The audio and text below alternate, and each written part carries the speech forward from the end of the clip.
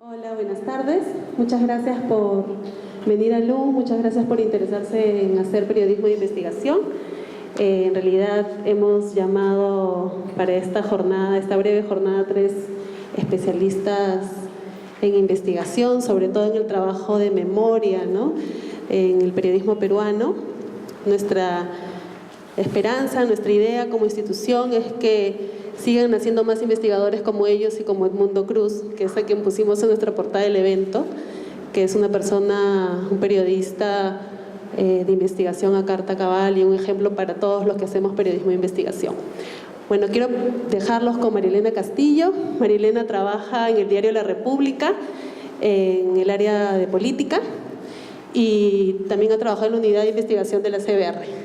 Entonces, además a mí me consta el interés desde el periodismo que ella le da al tema de memoria de la violencia en el Perú, ¿no? Siempre que hemos tenido que trabajar en conjunto, ella siempre ha sido muy dispuesta a trabajar estos temas, cosa que yo le agradezco mucho.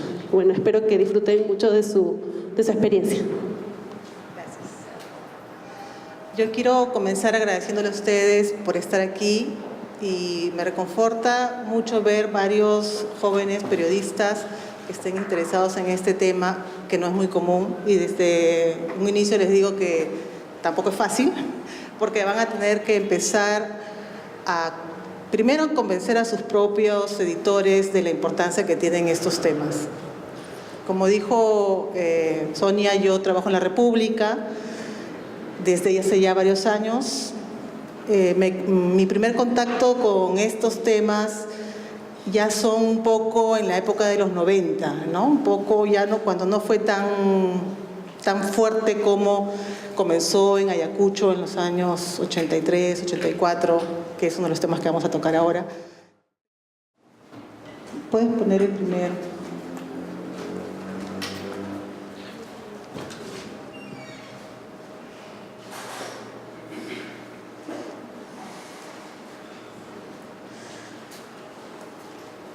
Bueno, como les estaba comentando, bueno, eso ya les comenté, ¿no?, que cuáles son los casos que vamos a ver. Y el que sigue son casos, como les comentaba al inicio, que son bastante antiguos, ¿no? En su momento los medios los sacaban incluso en las partes que eran policiales, ¿no? Cuando se reportaba, se encontraba algún muerto en las carreteras de Ayacucho, salía una notita en las páginas policiales. Poco a poco esto fue escalando. Luego, cuando hablaba o el presidente o un ministro, ya salía en la parte política, pero quedaba ahí. En el caso de Hugo Bustíos fue diferente, porque era un periodista precisamente, trabajaba, era corresponsal de la revista Caretas, que se preocupó y se comprometió bastante para poder investigar desde qué ocurrió y de forma permanente durante todo el proceso, hasta que se llegó a la primera sentencia en el 2007, y bueno, y actualmente que se está viendo el caso también. Como les decía Sonia, yo trabajé en la Comisión de la Verdad. Entre el 2001 y 2003 se formó una unidad de investigaciones especiales, cuyo fin era ubicar casos emblemáticos para presentarlos al Poder Judicial. Un poco lo que hacemos los periodistas de investigación, recopilar las pruebas que pudieran servir para precisamente que esos casos lleguen a ser judicializados. En el caso Cabitos, en el 1983, como ustedes sabrán, se reportaron una gran cantidad de denuncias individuales de personas que responsabilizaban o que decían que denunciaban que habían entrado militares o policías a sus casas, o que habían detenido familiares en las calles, diversas modalidades. Pero estaban como casos individuales, ahí olvidados, ¿no? Uno de los temas que nosotros propusimos era precisamente juntarlos, porque para nosotros no era un caso individual, no era una casualidad, y cogimos, como hacemos en el periodismo, fuentes. Una de las fuentes fue la Defensoría del Pueblo. Allí todos ustedes, y es más, es público, pueden acceder al archivo de las denuncias por violaciones de derechos humanos, desapariciones, asesinatos de esos años. Ahí nosotros entramos y comenzamos a buscar. No es fácil, te toma tiempo, hay una gran cantidad de cajas, tienes que sacar uno por uno, leerte el caso, ver todo lo que hay, luego cruzar con la RENIEC, buscar los familiares, luego ver dónde están, convencerlos para que te den sus testimonios. Eso fue todo un proceso largo, difícil, pero creo que fue muy importante porque logramos construir un patrón. Nosotros incluso lo presentamos como las violaciones de derechos humanos cometidas entre el 83 y el 85, por la gran cantidad de denuncias. Por cada año eran más de 60 denuncias. A nivel judicial ya lo han dividido y en uno de ellos acaban de dictar sentencia condenando a 2 miembros del Estado Mayor como responsables de estos crímenes, ¿no? Ahí hubo un tema interesante porque, claro, allí están las denuncias, están los familiares, las fuentes, pero también está el otro lado, que son los militares. Obviamente que ellos van a decir que no, pero para nosotros era muy importante entrevistarlos. Les comento esta parte porque de alguna manera es lo que también se hace en el trabajo periodístico, ¿no? Yo, por ejemplo, a uno de los condenados, que era el jefe de la Casa Rosada, que era el servicio de inteligencia, lo citamos, vino, habló. Y claro, su punto de vista era importante, a pesar de que negó, por supuesto, que hubieran detenciones. Por ahí, cuando se soltó, dijo, bueno, sí, alguna vez nos pasaron. Y alguna vez alguno de los subalternos se le pasó la mano. Yo le dije, no, eso no se hace, está mal. Y eso se usó de alguna manera también en el fallo que dictó la sala hace poco, ¿no? Su punto de vista también era importante.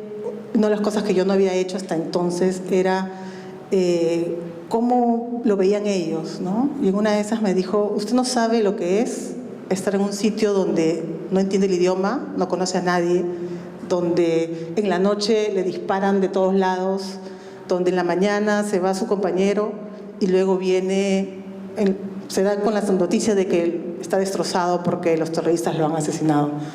Y usted no sabe la impotencia o lo que se siente eso. Efectivamente, no lo sabía, tampoco lo sé, pero tampoco eso creo que es una justificación para luego ir y asesinar a personas, como hemos visto, o para sacar y torturarlas y desaparecerlas, como hemos visto en muchos casos, ¿no? Pero fue importante ver ese punto de vista, porque te hace pensar en otras cosas también. Y yo creo que como periodistas nosotros tenemos que acudir a todas las fuentes y vamos evaluando cuál tiene mayor valor de acuerdo a lo que nos diga, de acuerdo a lo que en nuestro trabajo vaya encajando o vayamos viendo que tiene más fuerza, ¿no? Pero bueno, como les decía, el 2003 la CBR entregó 43 casos. Uno de ellos fue Cabitos, que ya por lo menos en uno hay sentencia. Otro de ellos fue el caso de Hugo Bustíos también, que en este momento hay un proceso, como ustedes también deben saber, por uno de los responsables, o sobre uno de los responsables que fue el jefe de inteligencia y que fue ministro del Interior, ¿no? En ambos casos, como les decía,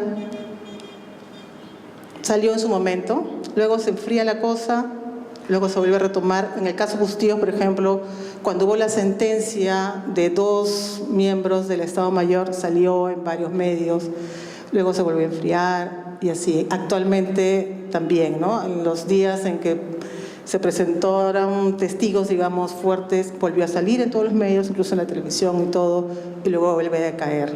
O sea, la lucha nuestra como periodistas es cómo buscamos que eso no ocurra, o cómo buscamos que cada cierto tiempo nuestros editores digan, sí, esta nota es importante, sí, esta nota hay que darle un espacio.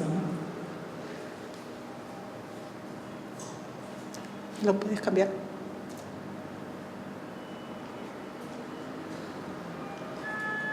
Bueno, un poco creo que ya me voy adelantando a lo que dice. En el caso Cabitos, uno más, por favor. Sí. En el caso Cabitos, por ejemplo, a mí me decían, sí, testimonios, claro, ya es lo mismo, ¿no? Ya salió muchas veces la señora tal, la señora cual, ¿qué es lo novedoso?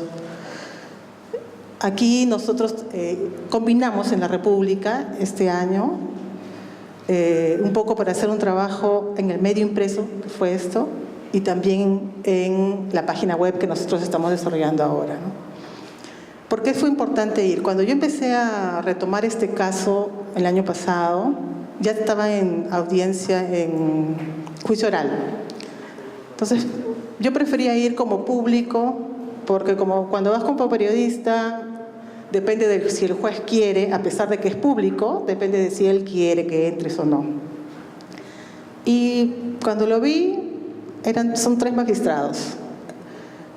Cuando empezaban a hablar, a leer las pruebas, el presidente agarraba, sacaba su libro, comenzaba a leer, comenzaba a escribir, pero se notaba que no eran apuntes, sino que era cualquier otra cosa.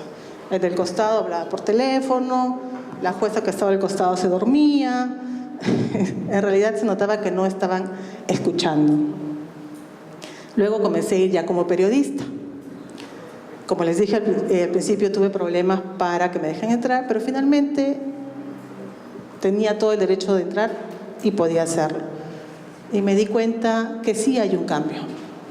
En una de las notas saqué esta información que les comenté, porque además demoraban, cada audiencia las demoraban un montón, al plazo máximo, y luego comenzaron a ser un poco más expeditos, comenzaron a cuidarse un poco más, y creo que eso es parte de nuestra labor también, ¿no? No solamente agarrar y bueno, que salga y que lo lean. Yo creo que también es importante que en la práctica, digamos, haya un cambio de parte de los jueces. ¿Puede pasar uno más? Este es el caso que les comenté. Cuando estábamos cerca de que dicten sentencia, buscamos cómo hacer una nota donde se dijera algo más, ¿no? Y coincidimos en que tanto tiempo había pasado, estamos hablando del 83, la CBR entregó en el 2003 la denuncia, comenzaron a investigar ahí, en el 2005 comenzó recién la investigación a nivel de juzgado, después en el 2012 recién comenzó el juicio oral, eran tantos años. Entonces dijimos, ¿qué pasa con los familiares? Y definitivamente nos dimos cuenta con que muchos estaban muriendo esperando esa justicia a la cual tienen derecho. Muchos que habían sido víctimas ellos mismos por haber sido torturados, como es el caso del señor que está ahí en la foto, son su esposa y 3 de sus hijos. Este señor se animó a declarar, se animó a contar lo que le había pasado, confiando en que iba a tener justicia. Eso fue en el año 2012. Y murió 2 años después, sin poder hallarla. Eso muestra los procesos tan largos que hay. Así como este caso, el caso de Mama Angélica, que muchos de ustedes conocen y también que acaba de morir hace poco. Pude conversar con ella todavía. Su esposo ya había muerto 1 año antes, también esperando justicia. Gracias a Dios, Mama Angélica pudo escuchar, aunque no directamente, pero pudo saber que condenaron a los responsables de la desaparición de su hijo y que su lucha no fue en vano de alguna manera, ¿no? ¿Puedes pasar uno más, por favor? Este es nuestro trabajo en la página web. Dijimos, ¿cómo hacer para explicar todo lo que significa este caso, que en 2 páginas no entraban, y para muchas otras personas que no conocían? Les comento que cuando propusimos esto, había una sección de marketing que tenía que ver con el tema del nombre, Cabitos. ¿Cabitos? ¿Qué es Cabitos? ¿No sabes? No. Y después cuando le empezamos a contar, ¡ah! ¿Eso es Ajomarca? No. Parecía que fuera igual, pero no es lo mismo. Entonces, en esta dirección que está ahí y que al final les voy a invitar para que la vean y también les voy a pasar un video corto donde un poco resume lo que pasó. Pueden encontrar testimonios de víctimas, pueden encontrar en la parte de esta de abajo cuando dan un clic en cada lugar sale la foto, sale el nombre, la edad que tenía, un poco visibilizar a las víctimas, ¿no? Porque no son solo números, no son solo expedientes que están ahí, sino son personas que han sido víctimas de todo este proceso lamentable, ¿no? ¿Puedes pasarlo, por favor? El caso Bustíos. Ahí también era toda una lucha. Ahí, como les comenté, hubo una sentencia contra 2, pero precisamente por la revelación de uno de ellos se llegó a un tercero que está ahora en proceso, ¿no? El que fue ministro del Interior, Daniel Urresti. Fue todo un trabajo complicado ver qué hacer de nuevo. Y ahí también yo creo que es importante formar alianzas con las entidades que ven estos casos. En esta ocasión fue Comiset. Comiset lleva este caso a nivel judicial y ellos tenían la información de primera mano, muchas de las cosas que se ha podido hacer en investigación. Este es el caso de la testigo que vinculó directamente a Urresti en el lugar de los hechos. Yo fui a ubicarla al mismo Huanta y pensando, o sea, no ubicarla a ella, sino ubicar testigos. Yendo de un lado u otro lado, como les va a pasar a ustedes, llegamos a los ronderos y ahí nos dijo, sí, hay una señora. La ubicamos y tuvimos, yo no sé si fue la suerte, el momento, no sé. Era el día siguiente de su cumpleaños y parece que estaba un poco emotiva la señora, no sé. Primero no quiso hablar, luego solita comenzó a decir hasta que lo dijo todo. ¿Cómo saber si es que es cierto o no? Uniendo cabos, viendo detalles, las cosas que dijo, además volviendo a escuchar en otro momento, porque a grosso modo lo que decía encajaba, lo mismo que dijo en el juicio era lo mismo.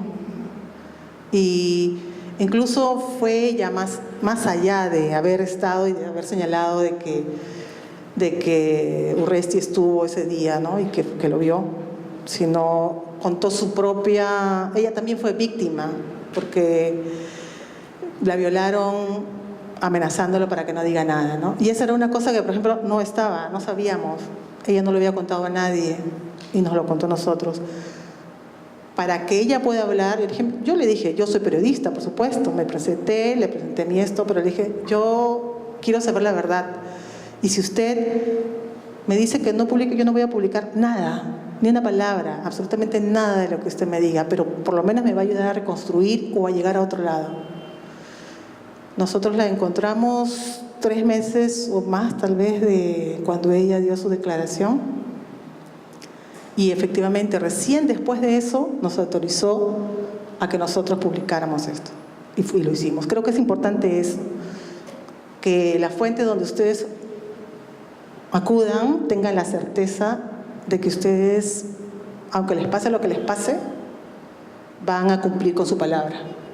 En esto les digo otra cosa más. Por ejemplo, no tiene que ver con este caso, sino con el caso del juicio Fujimori.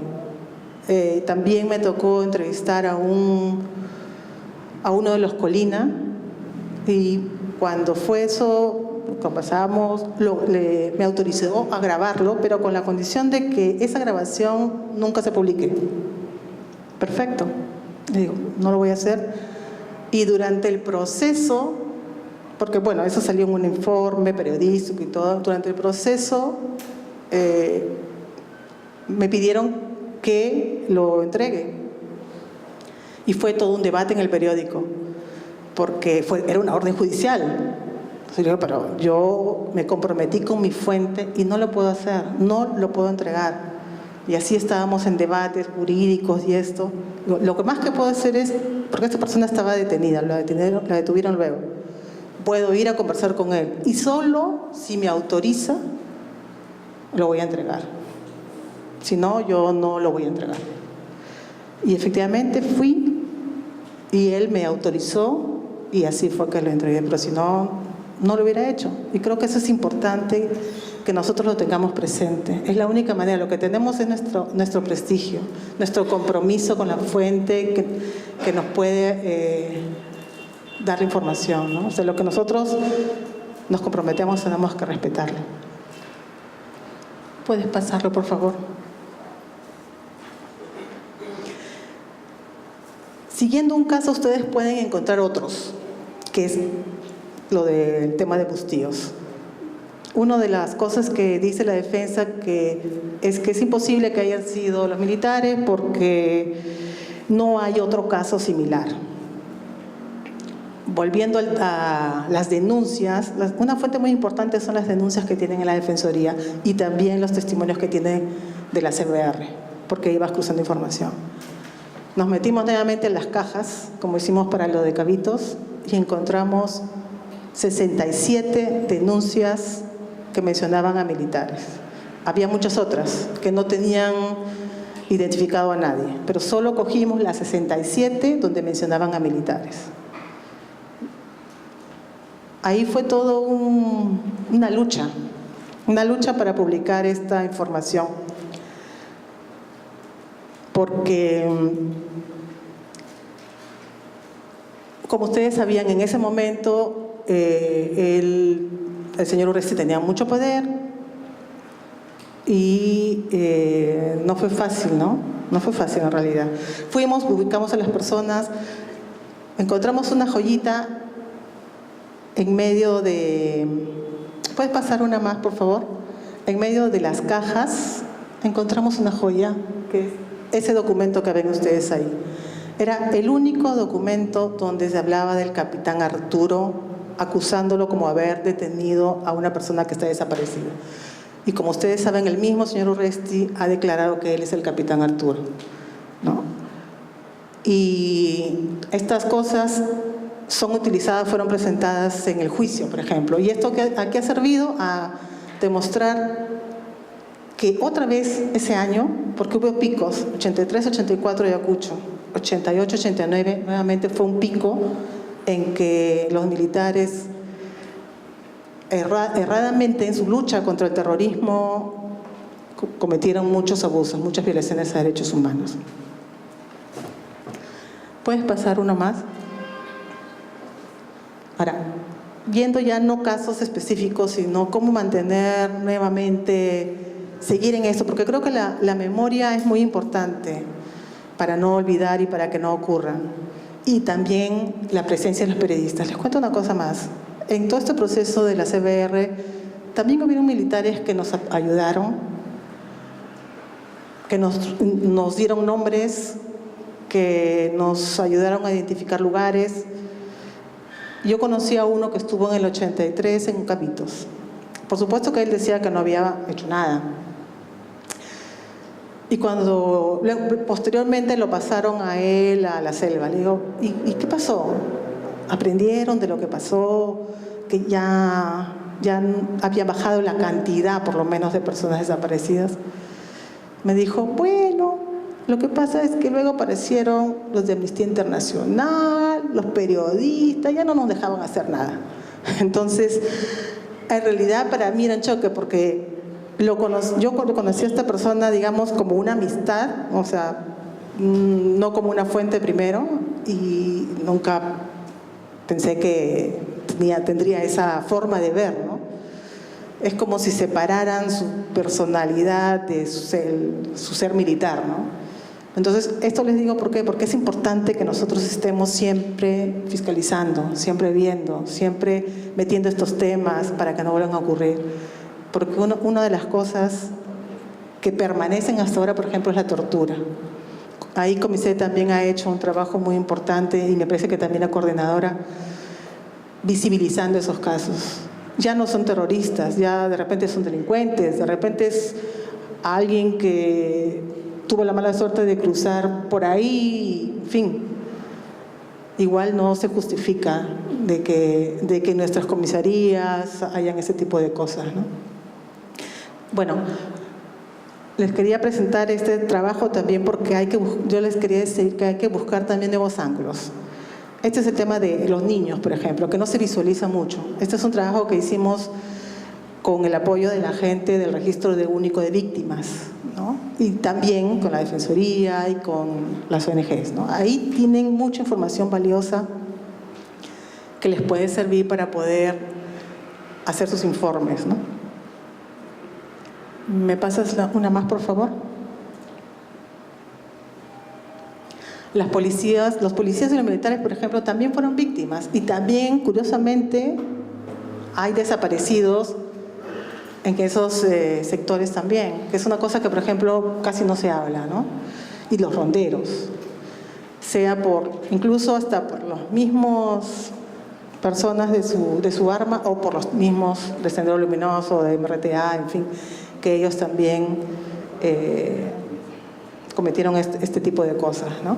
Entonces, yo les quería mostrar todo esto un poco para que vean la importancia que tenemos como periodistas y la responsabilidad de seguir en la búsqueda, porque les van a decir, no, ¿eso qué es? Ya pasó o algo. O aprovechar la coyuntura para buscar espacios, buscar cosas, ¿no? Eso es muy importante para que no vuelva a ocurrir.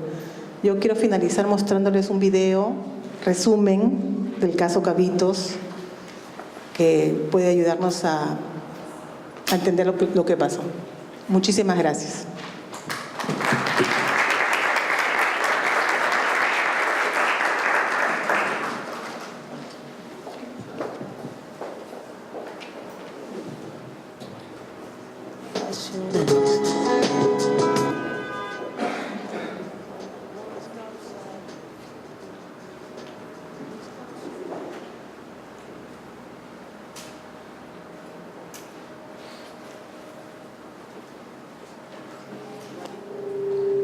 Empezaron a matar, tiro por tiro, pum, pum, pum, así.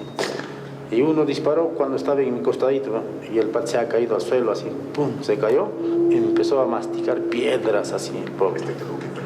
Y también me decía, habla con ¿vas a hablar o no vas a hablar? O te mato como este perro, o sea. Ya nosotros estábamos decididos a morir, porque ahí ya no sabían, les va a matar.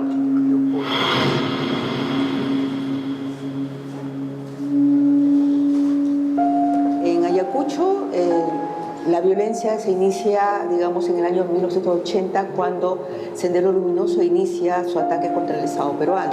Sin embargo, el Estado, al momento de hacer una contraofensiva contra la Vuelta de Sendero Luminoso, aplica determinadas estrategias que llevan consigo muerte y destrucción.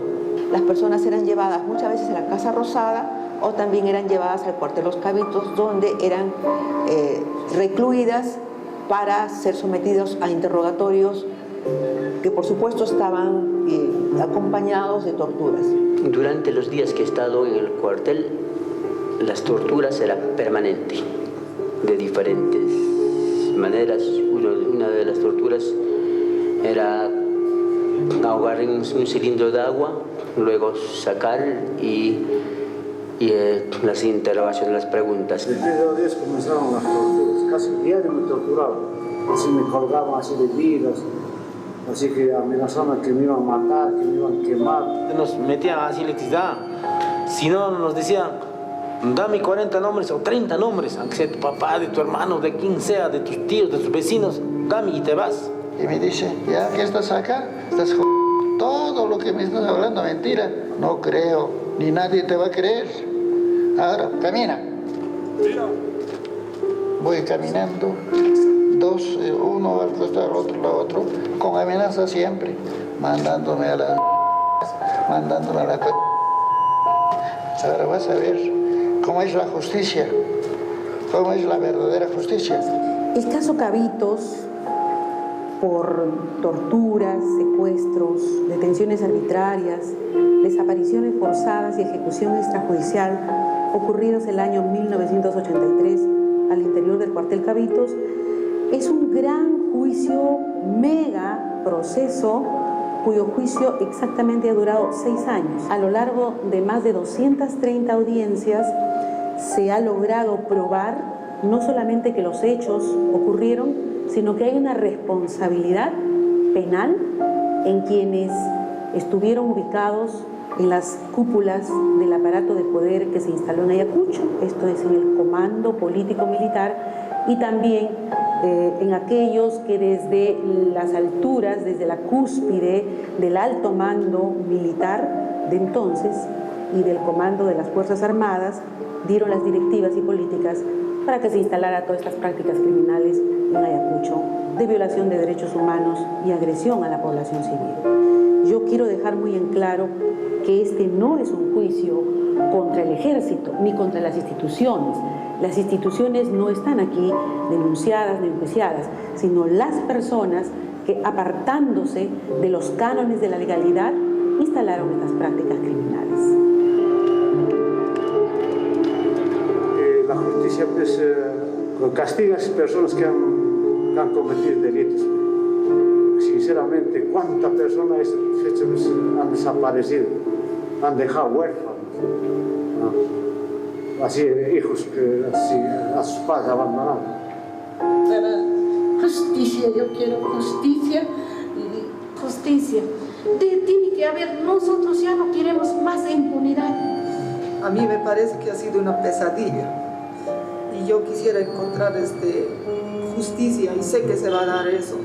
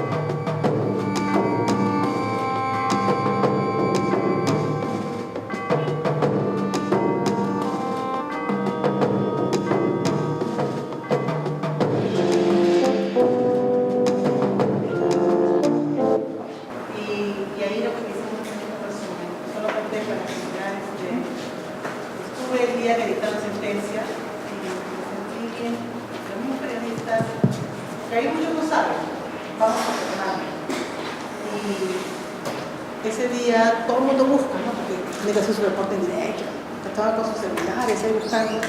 Vi que varios estaban viendo esto, les recomendaría si pueden verlo sucediendo, ¿no? Te pones simplemente muerta en los cabitos y ahí va a salir todo el informe que preparamos.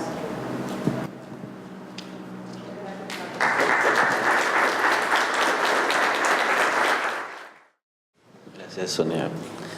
Buenas noches.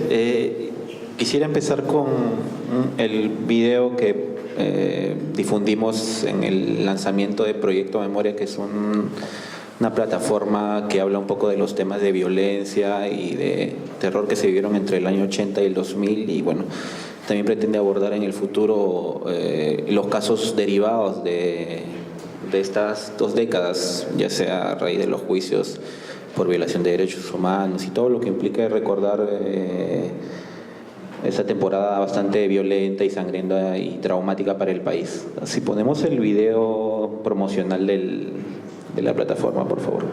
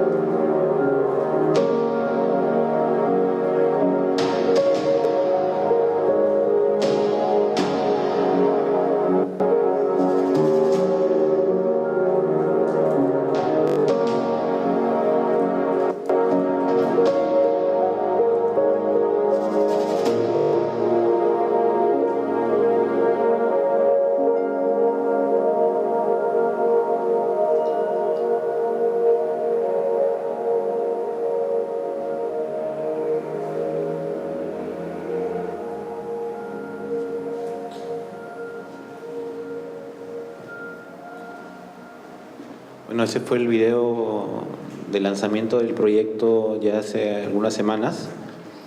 Espero que puedan entrar también a la página de Ojo Público y ingresar a Proyecto Memoria y compartirlo, difundirlo entre sus colegas, si son ya egresados, si son estudiantes, entre sus amigos. La verdad que una de las funciones que tenemos nosotros como periodistas también es educar, enseñar, para evitar que algunas cosas se repitan ya a nivel de nuestro campo como periodistas. Un poco quisiera contarles antes de entrar al tema de fondo, que es cómo sirve el periodismo digital a exponer ese tipo de casos, a hablarles sobre mi experiencia. He tenido la oportunidad de escuchar a Marilena, muy interesante lo que ha vivido. La verdad que es destacable la labor de la República cubriendo estos temas desde los años 80 y otros medios y colegas también. Entonces, como cada persona es hijo de su tiempo más o menos, a mí me ha tocado cubrir esta época en un momento totalmente distinto, porque bueno, yo nací en el año 80, entonces soy un poco más joven. Me tocó cubrir después de la Comisión de la Verdad los hechos. Entonces el país todavía tenía dos zonas de emergencia, la zona del Alto Guayaga y la zona de Ayacucho, lo que conocemos ahora como el Brain. Y en un contexto complejo y de bastante polarización, dado que luego las condenas múltiples que hubieron durante el gobierno de Fujimori bajo tribunales castrenses, en el año 2000 o 2001 aproximadamente, el Tribunal Constitucional declaró la ilegalidad de muchas de las sentencias. Entonces el Poder Judicial tuvo que afrontar un proceso de comenzar a juzgar nuevamente a todos los procesados por terrorismo que ya habían sido condenados y estaban purgando condena. Entonces, mi experiencia parte de aquella época cubriendo los juicios por derechos humanos y por terrorismo, que para alguien de mi edad de alguna forma era como redescubrir o revivir casi no en tiempo real, pero sí teniendo en cuenta que muchas historias salían de personas que todavía vivían, ¿no? De víctimas que todavía vivían, o de perpetradores de crímenes desde ambos lados, que todavía estaban en prisión o que todavía estaban libres. Entonces podían dar un vivo testimonio de lo que había pasado. De hecho, que el conocer este tema desde la fuente judicial, yo fui redactor judicial en aquella época, más o menos como unos 5 o 6 años, cubriendo los juicios en la base naval del Callao o en los penales. Le dan una visión bastante interesante y formadora al periodista. Creo que es una oportunidad que enriquece mucho el bagaje del futuro profesional o del periodista, que finalmente va a tener bajo su responsabilidad también difundir y enseñar a otros colegas. Entonces, mi experiencia va en esa época. Luego me tocó hacer varios viajes a zonas que entonces eran de emergencia, con la salvedad de que bueno, no era la zona de emergencia que fue en los años 80, ya era una zona un poco más pacificada, pero igual había pequeños núcleos donde ocurrían actos de violencia por la presencia de facciones de Sendero Luminoso, ya aliadas con algunas organizaciones del narcotráfico. Entonces es inevitable que cuando uno ha pasado por esa cobertura periodística, siempre queda fija en la memoria la idea de trabajar en estos casos. Yo, bueno, publiqué varias historias en el diario El Comercio que tienen que ver con este filón, compartí varias comisiones con colegas que respeto mucho y que creo que es válido mencionar respecto de periodismo de investigación y memoria, como Edmundo Cruz, Marilena, Ángel, en fin, muchos colegas que también se bandearon bastante esforzadamente en aquellos años, y que por ellos, justamente historiadores del momento de aquellos años, sus historias finalmente pueden ser vistas ahora o recogidas luego, en algunos casos, en el informe de la Comisión de la Verdad. Entonces, eso es por el lado de la experiencia como periodista que les quería comentar, que me parece importante.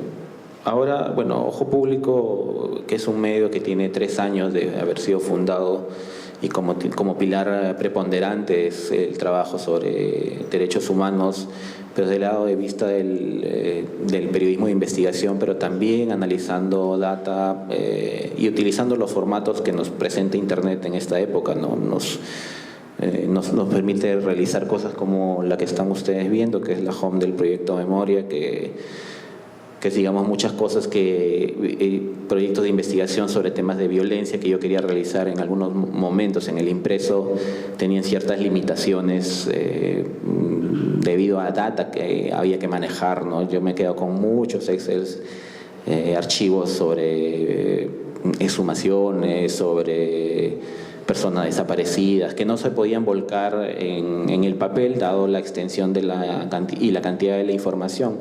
Pero Internet, al haberse masificado y la capacidad de penetración haberse hecha bastante fuerte en los últimos años, nos permite contar historias de ese tipo. Como ven, no solo es una labor periodística la que se emprende en estos tiempos, sino también es una labor que busca aliarnos con otras profesiones, con otros talentos que también buscan o tienen esta obsesión por contar hechos de aquella época. En este especial han participado no solo periodistas de investigación, sino también ilustradores como Jesús Cosio, que es muy conocido por su trabajo sobre la época de la violencia, o también programadores para hacer el análisis de la data, que ustedes han podido ver brevemente en el mapa que hemos pasado, o simplemente para poder tener este diseño que para nosotros nos deja muy satisfechos, ¿no? Dado que es el retablo ayacuchano mostrando diferentes escenas y momentos de la guerra interna. Un retablo que básicamente es una obra emblemática de Ayacucho, ¿no? Que muestra lo que pasó en estos tiempos. Esta plataforma de alguna forma también es un poco el alma de lo que quiere contar Ojo Público desde que nació, ¿no? El tema de servir al público, de contarles cosas que de repente no necesariamente se ven en otros medios, dado el trajín de la coyuntura nuestra o entre otras prioridades que puede tener una organización un poco más grande. Entonces, si pudiéramos entrar un poco al análisis de cada una de las piezas, por favor. Esa es la home, como les comentaba. Hay una segunda que creo que... ok. No sé si se ve bien el fondo, pero lo que ustedes ven son pequeños puntos que a modo de suma suman más o menos 138.000 aproximadamente. Lo que queríamos mostrar con esta gráfica era tomar también un poco un modelo del New York Times que trabajó sobre la violencia en Siria. Lo queríamos aplicar acá, de alguna forma modelando la cantidad de personas que fueron víctimas de la violencia. Víctima me refiero a una persona que no necesariamente falleció, sino que fue víctima de una agresión sexual, entre la gran variedad de afectaciones que se sufrieron en aquella época: tortura, desaparición forzada, secuestro, desplazamiento forzado, en fin. Y la idea era un poco contar qué tan impactante había sido aquellas 2 décadas desde el punto de vista de la data, ¿no? Nosotros nos hemos quedado, por lo menos desde la Comisión de la Verdad, con una cifra que era aproximadamente 29.000 fallecidos, que fue la versión oficial de la CBR. Queríamos un poco analizar qué había pasado en estos años con la data que se había ido acumulando en el registro único de víctimas, que es este registro en el que cualquier persona que ha sido víctima puede registrarse luego de pasar por un proceso de selección, ¿no? En el que se confirma la veracidad de lo que se está diciendo.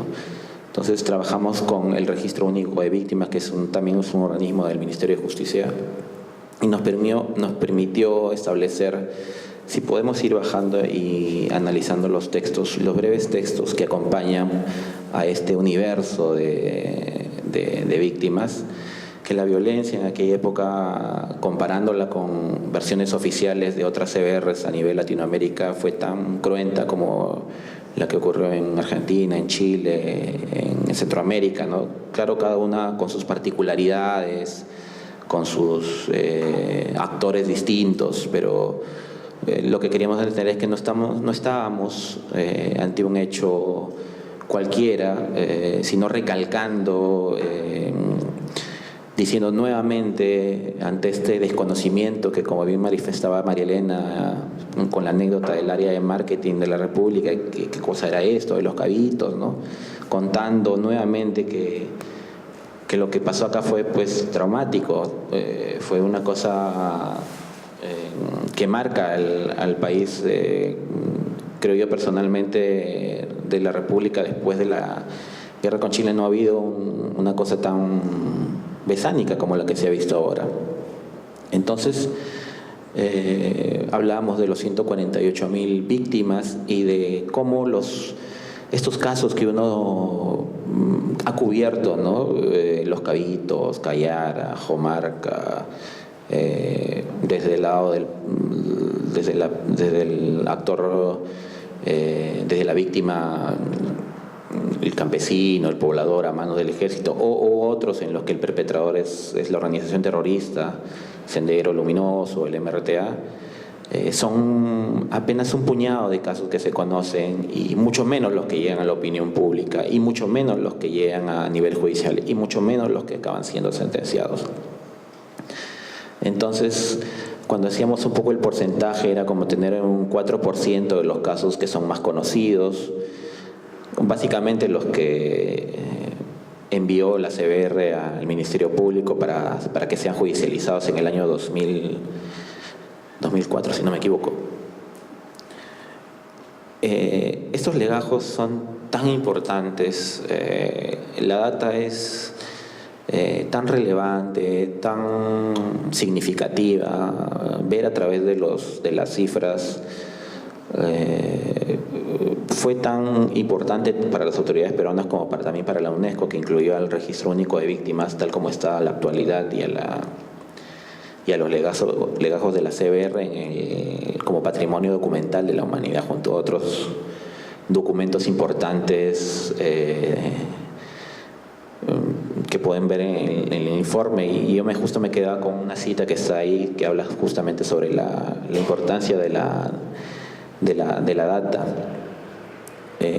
La historia, básicamente, en un texto regular, acompañado de fotos, busca contar la historia genérica de las 134.000 víctimas, haciendo un zoom a los 33 fallecidos, 4.000 más a los que detectó la CBR hace algunos años, y también dejen claro, digamos, una cifra bastante certera, que son los 8.000 desaparecidos que existen hasta el momento. No hay estimados más altos, hay estimados un poco más bajos, pero el tema de desaparecidos ronda aproximadamente por esa cantidad. Si podemos pasar a la otra página, por favor, para comentar los otros artículos, porque cada artículo tiene una historia distinta. Esta, como les decía, va acompañada de la alianza que tuvimos con Jesús Cosio para graficar algunos dibujos, y en algunos casos con fotógrafos también. Esta es la historia de un artículo que publicamos sobre Jesús Cosio cuando va a retratar a las víctimas de Ajomarca. Lo que nos contaba él, y se plasma también en el artículo, es debido a que la mayoría de familiares habían perdido a hijos, a hermanos, y en algún momento tenían la necesidad de ser retratados con la fotografía de estos. Finalmente no pudo hacer porque ellos solo o no tenían fotos por la antigüedad, o simplemente se acordaban de ciertas características o rasgos físicos de la persona, del familiar que había sido victimado en este hecho. Entonces, lo que el dibujante Jesús recogió fue lo que ellos recordaban en aquel momento, ¿no? Lo cual es un hecho muy fuerte porque el dibujante hacía un ejercicio doble de memoria, ¿no? Porque la persona había perdido a su familiar en el año 80 y tantos, más o menos, y lo recordaba hasta ese momento, pero una cosa es recordarlo ahí con la presencia cercana y otra cosa es haber pasado 20 años y recordar a esa misma persona, ¿no? Muchos quizá no recordarían ciertas facciones y justamente esto es lo lindo y realista de los dibujos, ¿no? Que él tuvo que plasmar quizá no el rostro finalmente de la víctima, sino el recuerdo de la persona que había fallecido. La historia impactó mucho y felizmente pudimos recoger las ilustraciones de lo que fueron las víctimas de Ajomarca. Como les decía antes, la ventaja del Internet y de tener una plataforma online es la versatilidad, ¿no? La versatilidad. Y quizá a diferencia de un medio tradicional grande, hay una posibilidad de priorizar ciertos temas que son importantes o que creemos que son importantes, pero también de darlos a conocer de una forma ágil, sencilla de entender, ¿no? Quizá no necesariamente abordando una historia desde el punto de vista de un texto, sino también desde una forma gráfica, desde el punto de vista de la data. Cuando la data es muy extensa, no necesariamente tratamos de colocarla tal cual, sino de poder hacer el análisis nosotros para que ustedes puedan entenderla rápidamente y sacar sus conclusiones. Ahora quisiera pasar al video que trabajamos en base a la... Exacto, ahí hay este es un trabajo que hicimos con Jason Martínez y con Gianfranco Rossi. Ambos son informáticos uno de la UNI y el otro de la Católica, muy jóvenes, y que sin su trabajo no hubiera sido posible poder armar esta aplicación, esta nota. Si le hacen el play, nosotros recibimos una base de datos bastante extensa, aproximadamente 140.000 registros, y la idea era poder contar algo y visualizarlo en un mapa del Perú, pero que nos diera la idea de que había un avance significativo y de que nos arrojara las alertas de qué años habían sido los años más violentos. Obviamente los que son mayores tienen una idea aproximada de qué años fueron más violentos porque hay bastante literatura sobre el tema, ya sea desde la academia o desde el periodismo, pero la idea era trabajar con data real, y la única data real para hablar de temas de violencia después de los legajos de la CBR es el registro único de víctimas. Entonces estamos frente a lo que fue en realidad los años más violentos. Como ustedes ven, el punto mayor es el del año 84, donde la violencia luego del ingreso del ejército a Ayacucho se vuelve pues un caos y vemos esa cantidad de cifras de fallecidos, sobre todo en la zona de Ayacucho y una zona bastante olvidada como la Mar. Luego vemos picos muy altos en el año 89 y en el 90, donde según Sendero ya se acercaba la hora de llegar a Lima, de trasladarse de lo que decían el campo hacia la ciudad. Y el año 90, si mal no me equivoco, otro año bastante convulsionado, la salida de Alan García y el ingreso de Fujimori. Uno puede explorar y quedarse bastante tiempo ahí viendo la data. Ha tratado de ser simplificada y ha tratado de ser puesta lo más ágil posible para el usuario.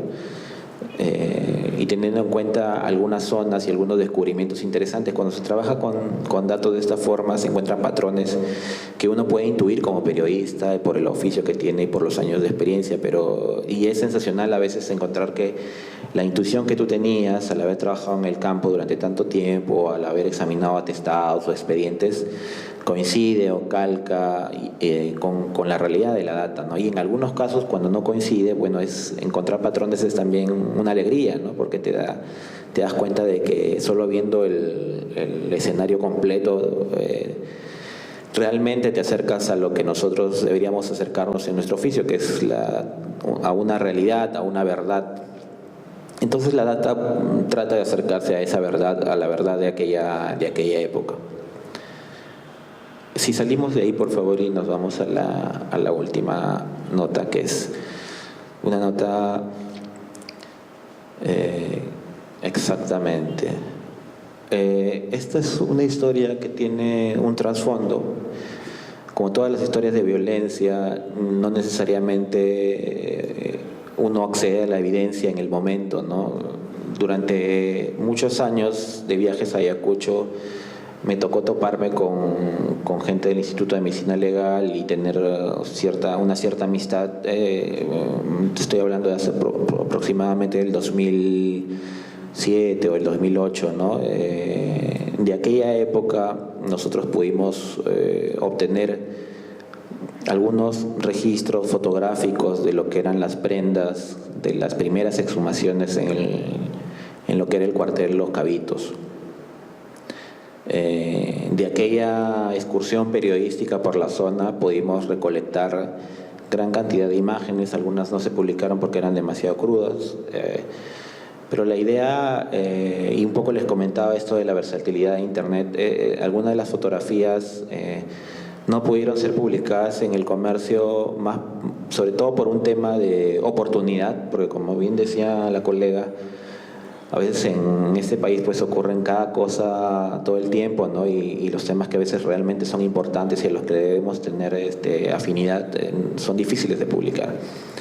Y permanecieron durante mucho tiempo guardadas, porque además no había, y los medios tradicionales lamentablemente en sus versiones online son poco rígidos, o mejor dicho, son muy rígidos y son de formatos que validan más el alto tráfico que la lectura de este tipo, ¿no? Que es una especie, como dicen los gringos, long form, un texto largo acompañado de fotografías. Finalmente, cuando publicamos Proyecto de Memoria, las fotografías de lo que fueron las primeras exhumaciones, luego vinieron muchas más, las ropas se enseñaron ya, si mal no recuerdo, en la Defensoría del Pueblo hace algún tiempo. Finalmente se publicaron en Ojo Público y con una curaduría de la fotógrafa Leslie Searles. Obviamente no estaban así, habían sido tomadas por una persona que no es fotógrafa profesional, sino por alguien que buscaba un registro para un archivo que quizá nunca hubiera visto la luz. Entonces, a partir de la curaduría de ella pudimos crear este especial. Como le digo, y un poco centrándonos en el tema planteado, el periodismo de investigación, si bien que hacen Ojo Público y que también hacen otras plataformas como IDEL, Convoca, trata de ver de la tradición periodística buena que tiene el país, de trabajos individuales importantes, de colegas que incluso han dado su vida, ¿no? Durante aquellos años, desde trabajos muy buenos de Gustavo, Ritti, El Mundo, hasta casos de violencia, como los acaecidos con Hugo Bustios y los periodistas de Uchurajay, entre otros. Se debe esa tradición periodística, investigativa, al servicio del ciudadano para poder también conjugarla con lo que son las herramientas de la modernidad, porque si algo importante nos ha traído el Internet y algunos medios online, además de las fotos y los virales de gatos, son la gran versatilidad de las herramientas que tenemos a disposición y la posibilidad también de unirnos a gente que no es de este oficio, ¿no? Los más jóvenes ahora adaptados a estos nuevos formatos, a la posibilidad de viralizar cosas que deberían ser importantes en todos los casos, tienen la oportunidad también de embarcarse en esta tarea, de poder ya sea desde la facultad o desde ya egresado desde el periodismo, pueda acercarse a este tipo de trabajos, ¿no? Esto finalmente es lo que está marcando la pauta a nivel mundial, lo que se está haciendo, los trabajos muy buenos también que comentó María Elena ahora de la República sobre el tema de los cabitos. Esto es lo que se está viendo, a lo que le deben tener feeling, porque detrás de ello hay un esfuerzo colectivo, no del momento, sino estamos hablando de un trabajo de años que pueden acabar en un artículo, en 2 o 3 párrafos, en una foto. Y eso es un poco el feeling también de Ojo Público, ¿no? Más allá de, obviamente, las líneas maestras que tiene uno como organización, que son la defensa de los derechos humanos, la especialidad de cada periodista que trabaja desde temas de crimen organizado, narcotráfico, política, temas de salud. Entonces, esa es la plataforma, y un poco quería ir más allá también de la plataforma. La plataforma es una de las cosas lindas que hemos hecho, una de nuestras obsesiones, una cosa que quizás siempre quisimos trabajar. Yo personalmente, hablo por mi persona. Ahora estamos también lanzando un periódico que va a contar pequeñas historias sobre la violencia de la época. Ustedes fácil pueden entrar al Facebook de Ojo Público, sí, darle like al fanpage si no están ahí y revisar las historias que tenemos. Bueno, estoy bien de tiempo, ¿verdad, Sonia? Bueno, yo quería también un poco a mérito de lo que mencionabas en la mañana, Sonia, este capítulo de la CBR, que también tiene que ver a colación de lo que estamos hablando, del papel del periodismo o cómo actuó el periodismo en la época de la violencia, es muy importante y también inevitable para cualquier estudiante de periodismo, para quien no lo sea, que venga de otra rama, leerlo, analizarlo, porque habla de diferentes etapas. Nosotros como periodistas tuvimos una etapa compleja cuando empezó el problema de la violencia, una etapa en la que se subestimó mucho el fenómeno del terrorismo, y luego un momento en el que en los medios de comunicación, y me lo recordaba muy bien en una charla anterior, Iris Jabe, de IDEPUC, que llegó un momento en que los medios tuvieron que autorregularse de alguna forma para evitar hacer proselitismo de la violencia senderista, ¿no? Digamos, este fenómeno no solo marca también al país, sino también marca la forma en la que los periodistas lo tuvimos que afrontar, y nos marcó luego el 2000 con la Comisión de la Verdad, y nos marcó luego con la forma que trabajamos casos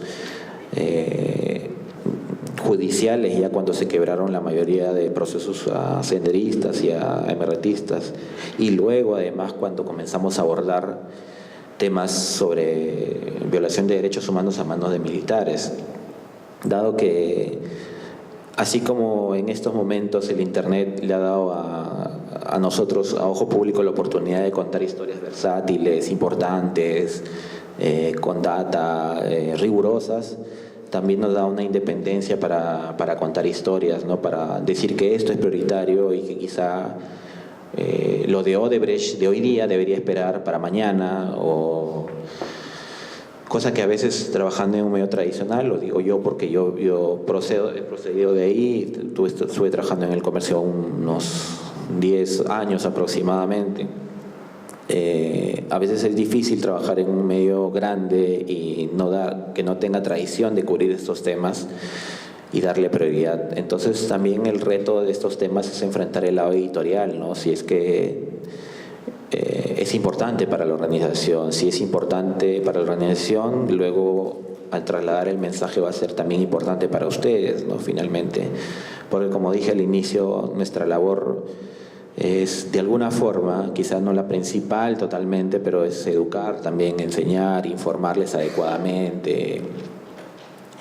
Y la violencia, bueno, ha sido transversal, como les decía, marcó al país, pero también marcó la forma en la que hemos hecho periodismo, ¿no? Ya sea desde las cosas o posiciones bastante polarizadas que han marcado el debate de este tema.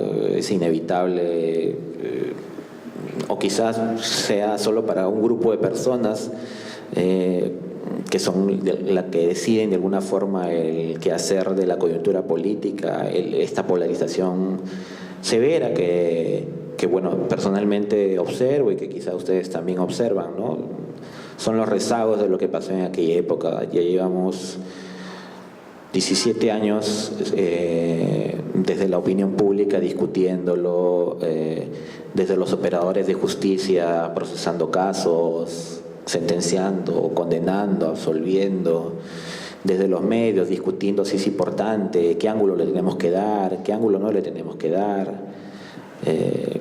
Es un tema súper relevante en este momento, no es algo del pasado, es algo que define un poco cómo los medios de comunicación van a afrontar otros temas en el futuro. Este es un tema, lo fue en el año 80, días después, cuando algunos de los primeros periodistas se dieron cuenta de que esto que se venía era gravísimo y no subestimaron el tema. Y lo sigue siendo relevante ahora, cuando uno podría decir, bueno, ya pasaron 17 años, es un tema que no importa, ¿no? Sí, yo creo que sí importa, porque la cobertura de hoy nos va a ayudar a poder cubrir temas en el futuro con un antecedente y con una valía importante. Solo basta revisar los archivos de los medios de comunicación de los años 80. Quien mire los archivos de los medios limeños, sobre todo de aquella época, verá pues una orfandad de criterio, de sorpresa, que quizá luego, 3 o 4 años después, no la tuvieron. Entonces, sí nos ayuda a prepararnos, ¿no? Es importante que sepamos lo que ha pasado para poder prevenir cosas en el futuro.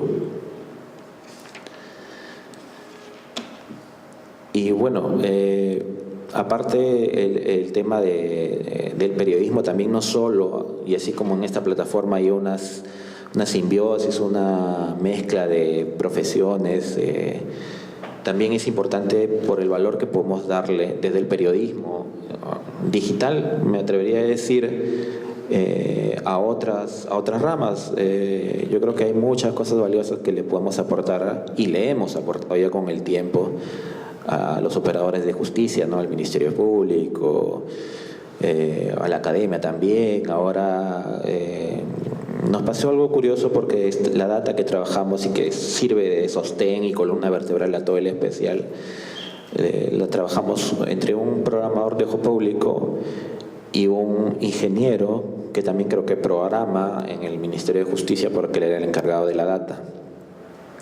Entonces habían ciertos campos que había que limpiar, que había que ordenar, ciertas preguntas que nacieron del periodismo, que se las transmitimos al representante del ente oficial, que quizá, debido a que era una sola persona, y que imagínense poner a un ingeniero para que vea estos temas de la nada, es difícil. Pero desde la experiencia de nosotros pudimos quizá ayudar también a enriquecer esta base de datos que es del Ministerio de Justicia, a raíz de nuestras preguntas, simplemente, ¿no? De ver una forma, de ver ciertos patrones.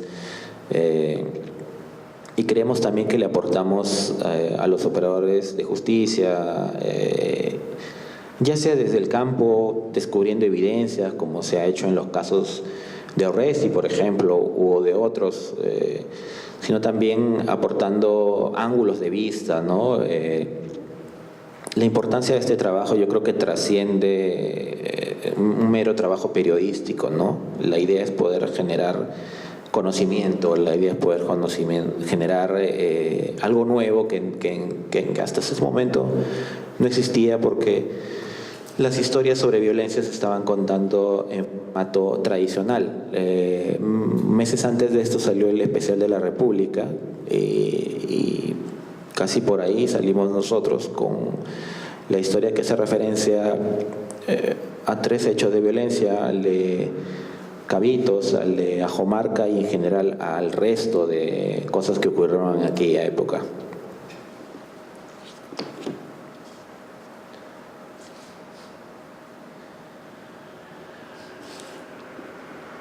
Hay una necesidad en este momento de poder contar estas historias de una forma original, de una forma innovadora y también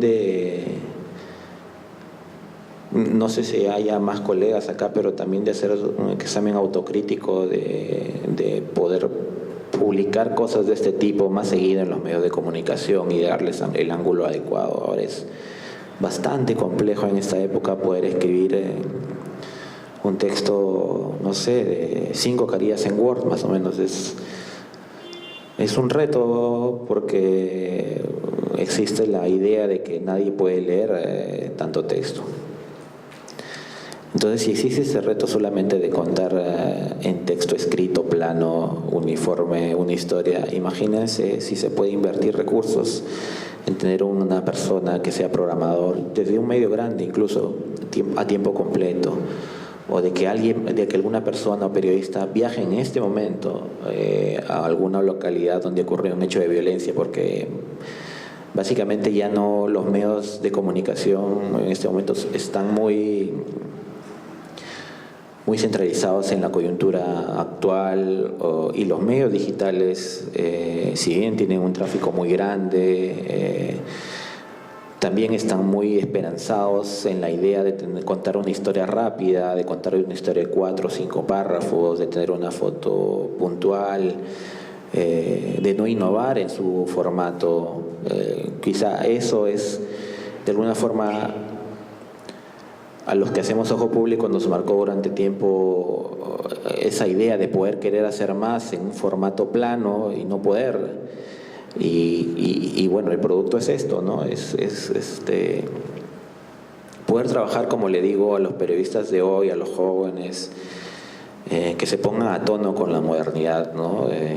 Que puedan, desde sus respectivos medios o desde sus facultades, poder entrenarse o poder amar ya estos temas desde ahora, ¿no? Solo con el empuje de ustedes, básicamente, porque las cosas buenas en los medios tradicionales se hacen también de forma aislada, ¿no? No es una directiva desde arriba, decir, oye, ¿saben qué? Hoy día vamos a hacerlo mejor, ¿no? Todos, ¿no? Es esfuerzos individuales, pero mientras más sumen esos esfuerzos individuales, mejor va a ser el ecosistema informativo, mejor va a ser la calidad del contenido. Y bueno, la idea también es que podamos generar cosas de estas, ¿no?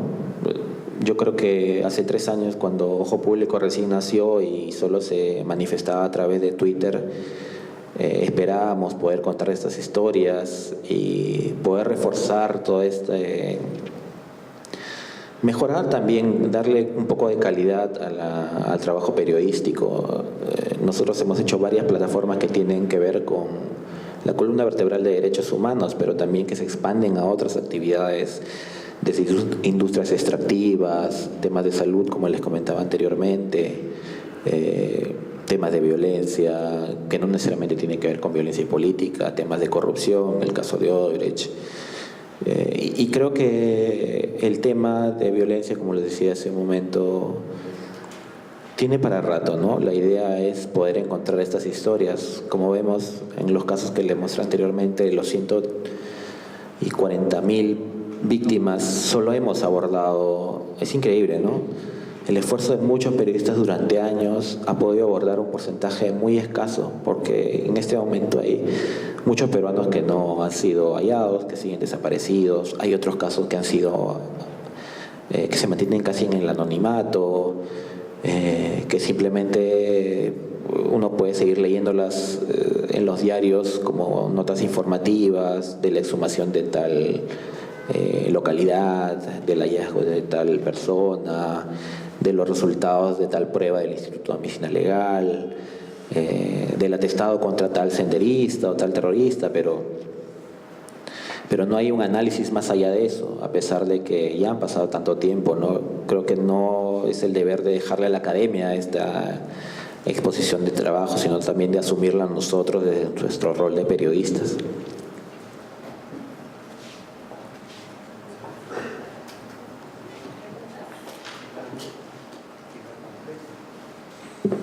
Gracias, Oscar.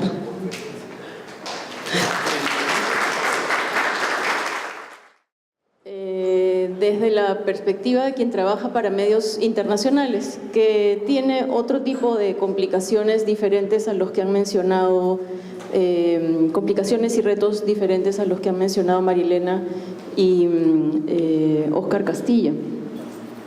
Ahí estoy tapando. Quiero empezar mencionando una primera dificultad. Marilena decía más temprano que estos temas para el público nacional parece que ya pasaron, ¿no? Para los jefes, los editores, dicen, bueno, ya todo eso es de hace años, ¿no? Ya el 2000 se determinó, ¿por qué seguimos con estos temas? Y piensen ahora eso en decisiones que son tomadas por editores de medios extranjeros, ¿no? Entonces, los corresponsales que trabajamos en el Perú o los colaboradores de medios extranjeros que trabajamos en el Perú tenemos este reto de tratar de convencer a nuestros editores de que estos temas son de interés o deben ser de interés para público internacional. Y esto lo planteo, por eso lo he planteado así, en términos de competencia con los colegas que cubren países donde están ocurriendo cosas más fuertes en este momento, como por ejemplo en la región México y Venezuela de manera más clara, ¿no? En México la situación de violencia actualmente es muy fuerte y viene de hace varios años con esos niveles de violencia en ascenso, y es violencia vinculada con el crimen organizado y en ciertos momentos con articulación con fuerzas del orden. Hay también grandes casos de corrupción muy escandalosos que también suelen comprometer a las autoridades estatales, gubernamentales. Y en el caso de Venezuela, pues un gobierno autoritario que también ha desatado en los últimos años niveles de violencia y de crisis humanitaria que todos los días tienen noticias de muy alta dimensión, ¿no? Ya sea por las muertes o por el tipo de debilitamiento institucional que ha ocurrido en el país, etcétera. El año pasado también Colombia era un país con una gran cantidad de información, que era una fuerte competencia para alguien que cubre un país en el que las noticias de peso no ocurren todos los días. Esto de Colombia ocurría debido a que estaba por terminarse de firmar el acuerdo de paz entre el gobierno y la guerrilla de las FARC, ¿no? Entonces, esa es una primera condición para quienes cubrimos el Perú para medios internacionales, esta necesidad de convencer a los editores de fuera de que estas cosas que ustedes han estado escuchando de los anteriores colegas también son importantes para público internacional. Entonces, ¿qué cosa hay que hacer? ¿De qué manera plantear estos asuntos para que podamos convencer, podamos persuadir de que estas historias valen la pena? Y los ejemplos que yo les quiero mencionar y las alusiones que quiero hacer tienen que ver con dos mecanismos que constantemente hay que estar poniendo en uso cuando uno está en interlocución con editores de prensa internacional, que son estos mecanismos: la comparación con experiencias similares, con noticias similares, con procesos similares que son también de gran dimensión internacional, y a la vez la diferenciación, ¿no? Quiero empezar con esta noticia que es de hace pocas semanas, de cuando falleció Mama Angélica. Estamos además en la sala que hace pocas semanas también se llama Mama Angélica, en homenaje a ella. Cuando ocurrió la muerte de Mama Angélica, acababa de morir el día anterior un artista plástico peruano que se llama Miller Cajaguaringa, y yo ofrecí a mis editores hacer un obituario de Miller Cajaguaringa y me lo aceptaron. Y inmediatamente, pocas horas después, cuando acababa de mandar el obituario de Miller Cajahuaringa, me entero de la muerte de mamá Angélica, y yo decía, ay, ¿cómo hago para convencerlos otra vez de otro obituario? ¿No? Así, 2 obituarios seguidos de Perú en un diario internacional, ¿cómo hacemos?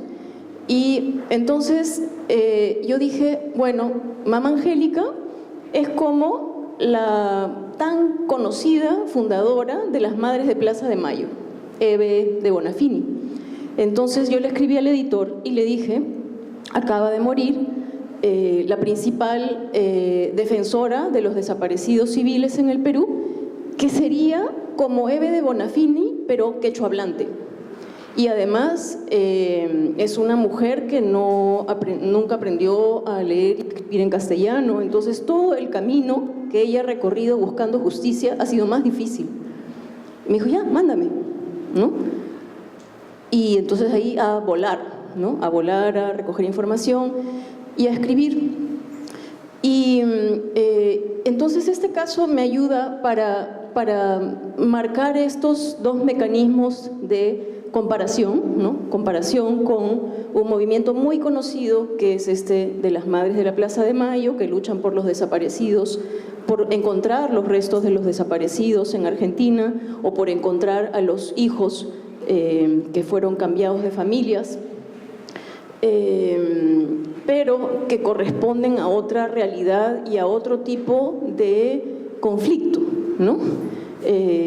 Si bien Eve de Bonafini era la cabeza, la figura más visible de la lucha por justicia y la lucha por encontrar a los desaparecidos, o los restos de los desaparecidos en Argentina, había que marcar también diferencias, porque el proceso de violencia en el Perú, por lo menos en los primeros años, del 80 hasta el 92, estos desaparecidos ocurrían en un contexto de democracia, a diferencia de las desapariciones que hubo en el Cono Sur, en Argentina, en Chile y en Uruguay y en Brasil. Entonces, constantemente para la prensa internacional uno tiene que estar haciendo estas diferencias, ¿no?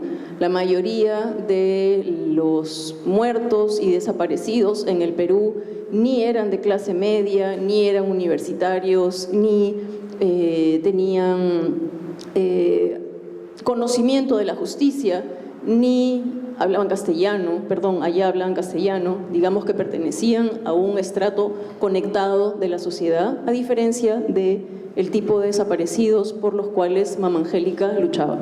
Y había que hacer estas diferencias para que quedara más claro por qué tenía sentido hacer un obituario de esta líder social para un medio internacional. Entonces, digamos que este ejercicio de comparación y de diferenciación es algo que hay que estar constantemente realizando cuando uno cubre estos temas para un medio de afuera. En el caso de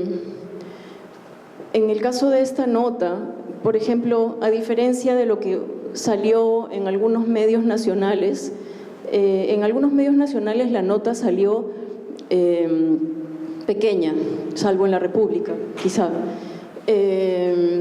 Pero normalmente los titulares eran «Muere la fundadora de ANFACEP», ¿no? Y yo, si proponía «Muere la fundadora de ANFACEP», jamás me iban a hacer caso, ¿no? Porque nadie sabe afuera qué cosa es ANFACEP. Y había que explicar qué cosa era ANFACEP ya dentro de la información. La otra cuestión que también me ayuda esta noticia para ejemplificar esto de la contrastación o la diferenciación o la comparación es cómo llamarle al cuartel Cabitos, ¿no? En la presentación de María Elena casi ni se explica qué cosa es el cuartel Cabitos. O sea, se dice que pues allí había un horno para incinerar restos, era el lugar donde llegaban los detenidos, etc. Pero eso, en la jerga de la prensa internacional, se llama un centro de ejecución clandestina, ¿no? O un centro clandestino de tortura, desaparición y ejecución, ¿no? Eso es algo que se repite en una gran cantidad de países que han tenido fenómenos de violencia de distinto tipo. Y ese es el tipo de términos que uno aprende a utilizar leyendo la prensa internacional, ¿no? O sea, yo no puedo esperarme a que mi editor me cambie, me edite eso. Yo tengo que plantearlo desde el inicio en los términos en los que se juega la prensa internacional. Y eso el periodista simplemente lo conoce por consumir la prensa internacional. Y por eso para quienes se forman es tan importante no solamente consumir los medios nacionales, sino también tener un ojo afuera para ver de qué manera se cubren o de qué manera se reporta acerca de procesos similares a los que nosotros hemos vivido. ¿Podemos bajar un poquito? Bueno, aquí decía el principal, Cabitos, el principal centro clandestino de desaparición y tortura del ejército, ¿no? Bajamos. Bueno, otro ejemplo del tipo de precisión que hay que estar haciendo constantemente para el público internacional. Aquí decimos la Comisión de la Verdad y Reconciliación, CBR, y en la prensa nacional no hay que explicar más. Para afuera hay que decir que fue una comisión que duró 2 años, que fue formada durante un gobierno de transición y que tuvo como fin averiguar las causas de la violencia y documentar la violencia de 20 años, ¿no? Entonces, uno tiene que tener una especie de glosario en la cabeza todo el tiempo para hacer este tipo de acotaciones que le ayuden al público extranjero a entender completas las informaciones, porque si decimos nada más la CBR dijo, la Comisión de la Verdad dijo, el público de fuera simplemente puede no entender esa sigla o no entender esa institución y pasarse a otra noticia, al video viral del día, al elefante, lo que sea, ¿no? Bajamos, por favor.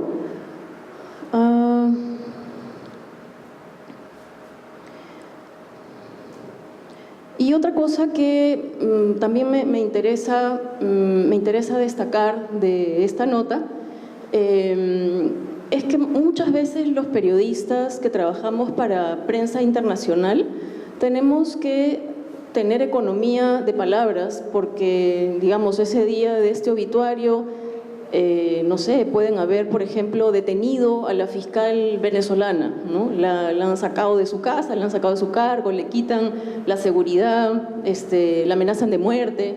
Y entre este obituario y todo lo que le está pasando a la fiscal venezolana, pues esto tiene que tener pocas palabras.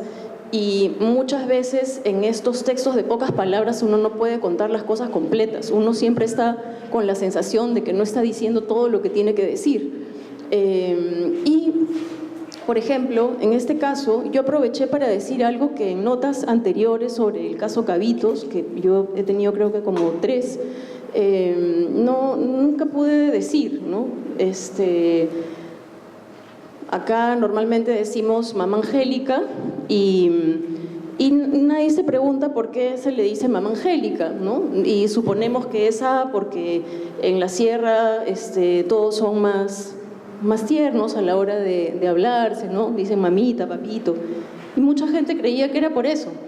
Pero en realidad esto me servía para explicar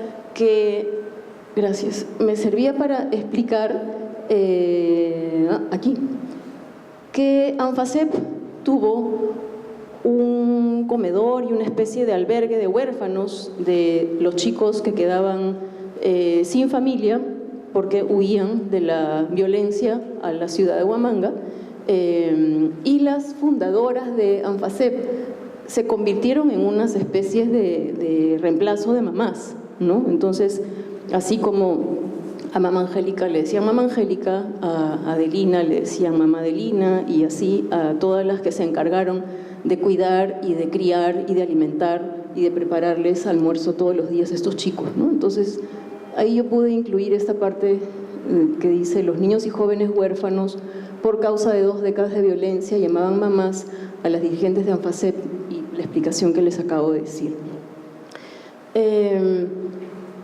Podemos dar clic acá, que es otro de los enlaces que tenemos, aquí donde dice sentencia judicial. Y quisiera pasarles este video. Aquí hay un enlace a un video. Esto es, perdón, antes de empezar, esto es la nota de la sentencia del caso Cabitos, que también ha mencionado María Elena hace un rato, y que me parece interesante que lo podamos también ver desde la perspectiva de cómo se informa para público internacional. Yo mandé el despacho y horas después me di con la sorpresa de que mis colegas del área de video del país prepararon un video basado en la nota, ¿no? O sea, no me dijeron, oye, vamos a preparar un video, manda un guión. Felizmente no me dijeron nada, porque la cobertura de esto fue bien complicada. Fueron un montón de horas ahí en la madrugada. Pero entonces, veamos podemos apagar la luz y vemos este video para tener la perspectiva del lenguaje audiovisual de un medio extranjero.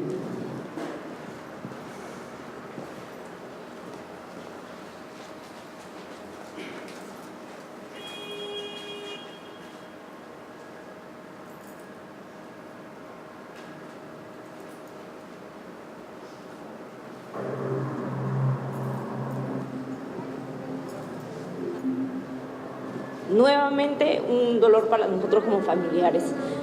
El absurdo que quieran justificarnos que tienen una enfermedad mental y que por la edad que ellos tienen, yo no sé si en algún momento nosotros podamos encontrar la justicia que tanto hemos buscado.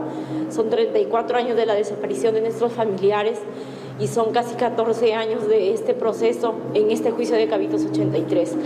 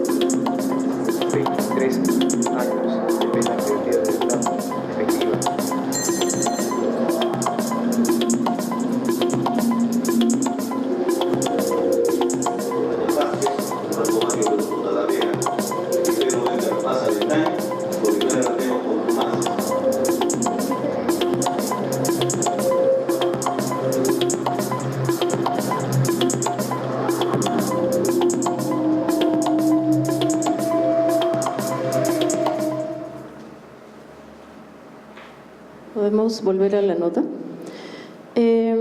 Bueno, entonces, en este caso, a mí lo que me interesa destacar es con respecto a este punto de cómo persuadir de que esto es un tema importante para público internacional frente a otras informaciones actuales de mayor contundencia o de mayor agresividad, etcétera, o de mayor violencia concreta. Me interesaba mostrarles este ejemplo porque un juicio que se demora 6 años con tanta cantidad de víctimas, un juicio que no solamente se demora 6 años, sino que ocurre 3 décadas después de que se dieron los hechos, y que termina solamente con 2 acusados y que los acusados no están, ¿no? Es decir, que huyeron. Eso es una desgracia internacional, no solamente es una desgracia nacional. El tipo de, como aquí estamos en el Perú un poco acostumbrados a que los juicios en los que los acusados son militares terminen sin condena para los miembros de las fuerzas del orden, y que cuando hay condena, las pocas veces que ha ocurrido condena, los miembros en retiro de las Fuerzas Armadas hayan huido. esto para público nacional o para los editores nacionales o para los medios nacionales no parece ser de mucha importancia, ¿no? Porque se repite, o sea, así están juzgando los magistrados de la Sala Penal Nacional y ya nos parece que bueno, que así es, pues. Pero en realidad, si ponemos esto en el contexto internacional, esto es lo que ocurrió en Cabitos constituyen graves crímenes contra los derechos humanos, la justicia es tardía y a pesar de que hay condena, los culpables no van a cumplir su sanción, ¿no? Entonces, eso es el tipo de, digamos, de argumento que uno tiene que tener para que esto no parezca como otro juicio más de tantos juicios que hay en el Perú y en los que no hay justicia con las víctimas, ¿no? Otra cosa que también me parece importante para plantear estas cuestiones ante el público internacional, y nuevamente aquí hablo de esta diferencia con otros fenómenos de violencia en la región, especialmente diferencia con las víctimas de Argentina, Chile, Uruguay y Brasil. No es solamente la cantidad de víctimas, ¿no? En la presentación anterior, Oscar mencionaba la cantidad de desaparecidos y la cantidad de muertos según el Registro Único de Víctimas. Y esa cantidad es menor que el cálculo del informe final de la Comisión de la Verdad. ¿Por qué es menor? Porque el Registro Único de Víctimas se hace en base solamente a los que han acudido a una oficina y han solicitado que el Estado los reconozca como víctimas. La otra cosa es que este registro fue cerrado por varios años, ¿no? O sea, me parece que durante el segundo gobierno de Alan García dijeron, no, ya no queremos seguir recibiendo solicitudes de peruanos que dicen ser víctimas, hasta acá nomás, ¿no? Cerramos, ya no hay ventanilla para quienes quieren ser reconocidos como víctimas. Y me parece que el año pasado, durante la gestión de Marisol Pérez Sello, lograron reabrir para que las personas presenten su solicitud para ser reconocidos por el Estado como víctimas. Entonces, como comprenderán, el número de víctimas que presenta el Registro Único de Víctimas debe ser bastante menor que el número de víctimas que realmente hubo en el Perú, porque no todo el mundo se ha acercado a llenar un formulario y a esperar una respuesta del Estado. Entonces, nuevamente, hablando en términos de números y de comparación, yo les decía que la cantidad de víctimas que ha habido en el Perú no solamente es mayor comparado con las víctimas de las dictaduras en el Cono Sur, sino que el tipo de víctima que ha habido mayoritariamente en el Perú es el tipo de persona que históricamente ha sufrido la vulneración de sus derechos. Y eso es otra cosa que también es importante para mencionarla para público extranjero, ¿no? Si recordamos lo que dice el informe final de la Comisión de la Verdad, más o menos el 70% de las víctimas eran quechohablantes. No tengo el porcentaje de cuántos eran pobres, pero quechohablante en el Perú casi es sinónimo de pobre, ¿no? Y esto es otro elemento que también para el público nacional suele ser poco relevante, ¿no? Es decir, estos asuntos vinculados con discriminación y con la falta de acceso a la justicia nos suenan muy naturalizados dentro del Perú. Bueno, pues se presentaron a la Fiscalía, les archivaron su juicio o les archivaron la investigación preliminar, qué pena, que es lo que ocurre, por ejemplo, con las esterilizaciones forzadas, ¿no? Que van muchos años en que se presentan las denuncias en la Fiscalía y esto ha pasado por varios fiscales a lo largo de varios años. Nuevamente, las víctimas de las esterilizaciones forzadas son mujeres pobres, muy pocas son urbanas, la mayoría son rurales, muchas son mujeres de lenguas indígenas y ni siquiera llegan a la etapa de juicio, ¿no? Sino que el bloqueo ocurre en el nivel de la Fiscalía, del Ministerio Público. Pero como para la mayoría de los peruanos es más o menos normal que no haya justicia para los pobres, no haya justicia para los conectados, perdón, para los no conectados, o para los que no tienen educación superior, para los que normalmente han sufrido la vulneración de los derechos, entonces esto pasa. Pero para público de fuera, o en sociedades que son menos desiguales, o en sociedades donde la discriminación no está tan naturalizada, donde el racismo no está tan naturalizado, este tipo de cosas tienen que ser dichas, ¿no?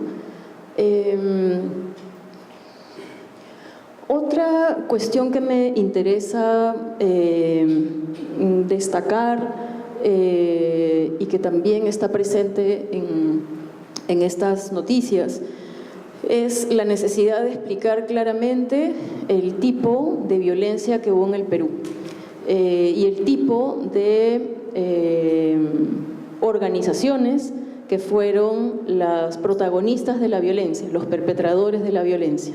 En el Perú, la prensa nacional puede decir simplemente Sendero Luminoso y no hay que hacer ninguna acotación más, ¿no?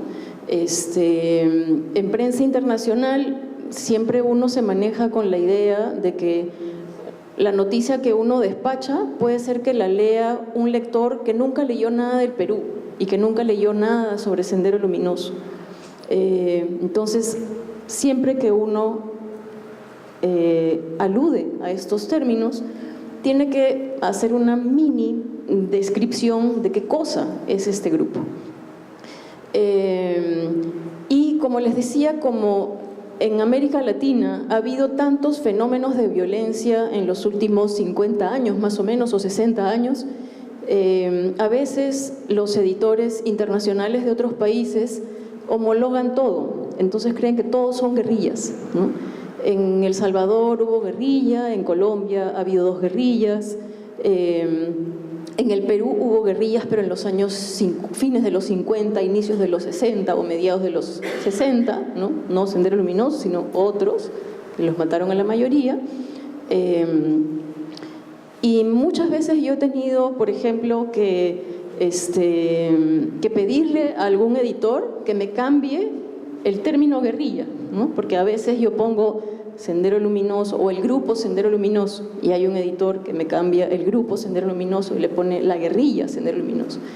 Y entonces ahí yo medio desesperada he tenido que mandar un correo, mandar un WhatsApp, cuando ya existía el WhatsApp, diciéndole por favor cambie eso de guerrilla porque si no a mí me van a empezar en las redes a decirme que soy una terruca, ¿no? Y a mí no me interesa pasar por terruca, ¿no? Y entonces lo que normalmente hay que poner es o el grupo subversivo maoísta o el grupo terrorista Sendero Luminoso, pero hay que dar una explicación, ¿no? Podemos pasar a la nota de cine de la hora final. Esto es de hace pocas semanas. Bueno, el titular que mi editor puso fue uno mejor que el que yo planteé. El cine peruano retrata la casa del líder de Sendero Luminoso. Y lo que quiero mostrarles aquí más abajo son las varias denominaciones que yo iba añadiendo para que se entendiera qué cosa era Sendero Luminoso y también qué cosa era el Grupo Colina. Arriba. El primer párrafo. El thriller policial La Hora Final, dirigido por el peruano Eduardo Mendoza, se ha estrenado este jueves en Perú, 2 días después de que se cumplieran 25 años de la captura de Abimael Guzmán, el profesor universitario que creó Sendero Luminoso. Este grupo subversivo fue responsable del 54% de las víctimas fatales registradas en el país entre 1980 y 2000 durante su guerra contra el Estado para imponer un régimen comunista inspirado en la China de Mao Zedong.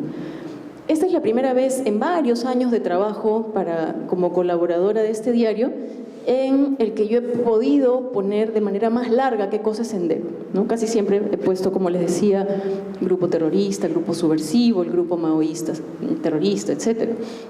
Pero aquí es la primera vez que en un primer párrafo he tenido la oportunidad de describir con mayor concreción y mayor detalle qué cosa es Sendero, porque la película lo permitía, ¿no? La película es sobre la captura del líder de Sendero Luminoso y entonces tenía de alguna manera yo el camino expedito para en el primer párrafo decir con mayor claridad qué cosa era este organismo que fundó Abimael Guzmán. La otra parte que quiero mencionar de este texto, más abajo, es lo del Grupo Colina, ¿no? En este espíritu de tener que informar de manera muy concreta y breve al público internacional qué cosa es cada entidad que uno menciona en las noticias, porque no necesariamente saben qué cosa es. Y aquí está mi amiga y colega Tania Mellado, que alguna vez que yo escribí rápido sobre el Grupo Colina puse el grupo paramilitar Colina y Tania casi me pega, ¿no? Y desde ahí nunca más. Yo cada vez que vuelvo a escribir Colina ya no lo hago rápido y no vuelvo a poner paramilitar porque no era paramilitar. Y entonces aquí dice el documental 1509, Operación Victoria, mostró en 2011 por primera vez en pantalla las dificultades que afrontó el Grupo Especial de Inteligencia para capturar a las cabezas de Sendero Luminoso. Esas condiciones son presentadas en la hora final, entre ellas la marginación de los agentes en términos de equipamiento y presupuesto, pues no querían reportar los avances de su trabajo al Servicio de Inteligencia Nacional, dirigido por el asesor presidencial Vladimiro Montesinos, ni al Grupo Colina, un comando de aniquilamiento formado por el ejército, ¿no? Entonces, uno, como les decía hace un ratito, tiene que tener un glosario en la cabeza muy claro, no sesgado, y que cumpla con este tercer punto que he puesto aquí y que no lo he mencionado todavía, pero que rige de alguna manera todas las cosas que yo estoy diciendo. Gran parte de los medios internacionales intentan, especialmente en la sección de noticias internacionales, tratar de que se note con mayor claridad el prestigio y la calidad de la información. Si uno fuera español y lee el diario El País, podría decir que el diario El País es poco, digamos, es poco crítico con el gobierno de Rajoy, ¿no? Y no lo era, no era poco crítico con la derecha española en los primeros años de fundación del diario, ¿no? Porque era un diario muy cercano al Partido Socialista Obrero Español. Sin embargo, en la sección internacional, tanto El País como Guardian o Washington Post o New York Times, todos intentan salirse de esos sesgos, intentamos, para tratar de ser lo más ajustados a los datos de la realidad, ¿no? Lo más ajustados y lo más cercanos a las evidencias que tengamos. Y tratamos en lo posible también de no ser sesgados, ¿no? Entonces, esto de tratar de ser leal a las evidencias y tratar de que no por una nota nuestra al periódico lo tilden de sesgado es algo que rige mucho el trabajo cuando uno está redactando, ¿no? Muchas veces estas notas además se hacen muy rápido, ¿no? Por ejemplo, esa nota, el obituario de Mamá Angélica, yo lo tuve que preparar en 1 hora y media o algo así, ¿no? Porque la noticia a mí me parecía muy importante y no quería que ganaran otras noticias que la desplazaran de la atención. Y entonces, volviendo a esta idea de los varios glosarios que uno tiene que tener, tiene que tratar de tener este tipo de definiciones breves y lo suficientemente, no diré neutrales, pero lo menos sesgadas posibles para informar de la mejor manera al público de fuera. No sé si Sonia está para decirme cuánto me queda de tiempo. Ok. ¿Podemos avanzar en esta nota más abajo? Ahí no es. Ok. En el último párrafo, esta nota yo la despaché en la semana en que liberaron a Marisa Garrido Leca y al día siguiente se recordaban los 25 años de la captura de Abimael Guzmán. Esos 2 días, ¿no?, tanto la cobertura de la salida de prisión como el recuerdo de la captura del siglo, en los medios nacionales se vieron muchas informaciones muy emocionales, por decirlo de alguna manera. Yo recuerdo un despacho larguísimo en Canal N de Mávila Huertas, creo que en vivo, con Miyashiro, el actual congresista Miyashiro, pero que era uno de los miembros del Grupo Especial de Inteligencia de la Policía. Recordemos que el Grupo Especial de Inteligencia de la Policía sufría la obstaculización del gobierno de Fujimori, ¿no? Sin embargo, veíamos al general Hiro Miyashiro en ese despacho. En algún momento dijo algo así como que ellos no habían tenido problema con el gobierno de Fujimori.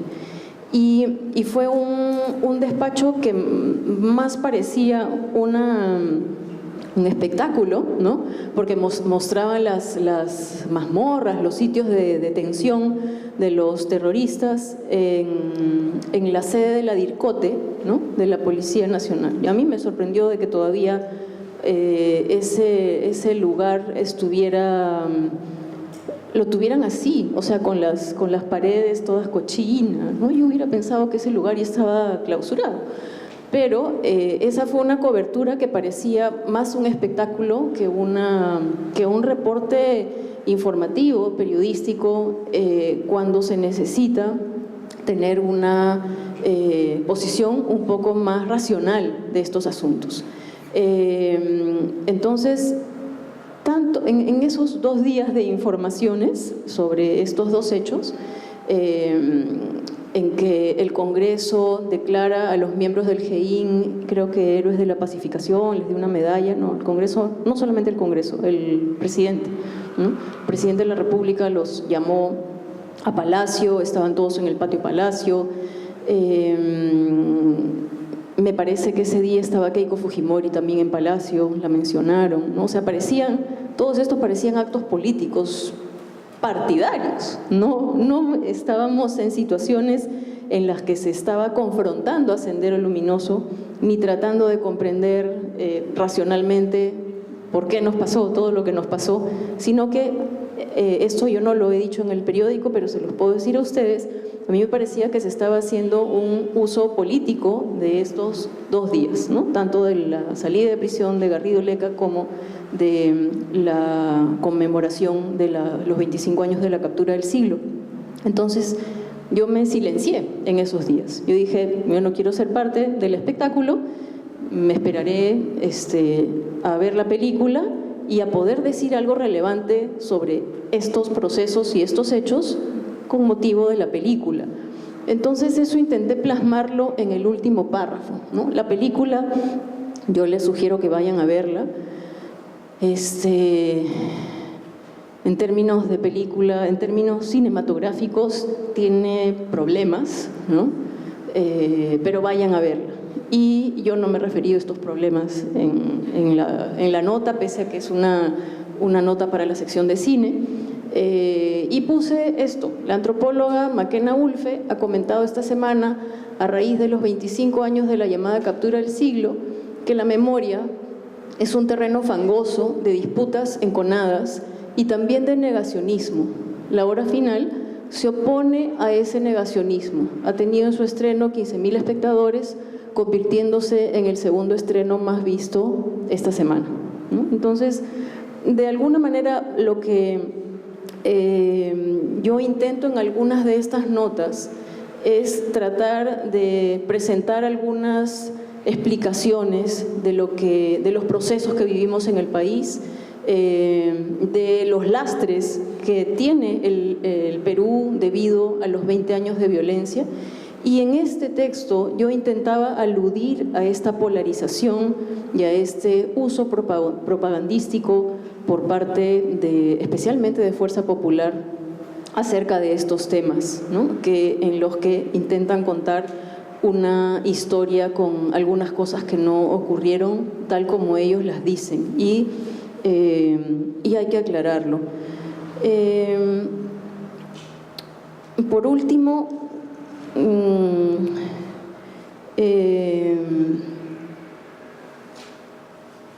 a mí me parece importante plantear estos asuntos de cómo cubrir los asuntos de la violencia, entre comillas, pasada, en la prensa internacional, porque tienen mucho que ver, estos asuntos aparentemente del pasado, tienen mucho que ver con lo que vivimos ahora, no solamente porque están pendientes juicios, como por ejemplo la sentencia, o la condena o no condena a Daniel Urresti.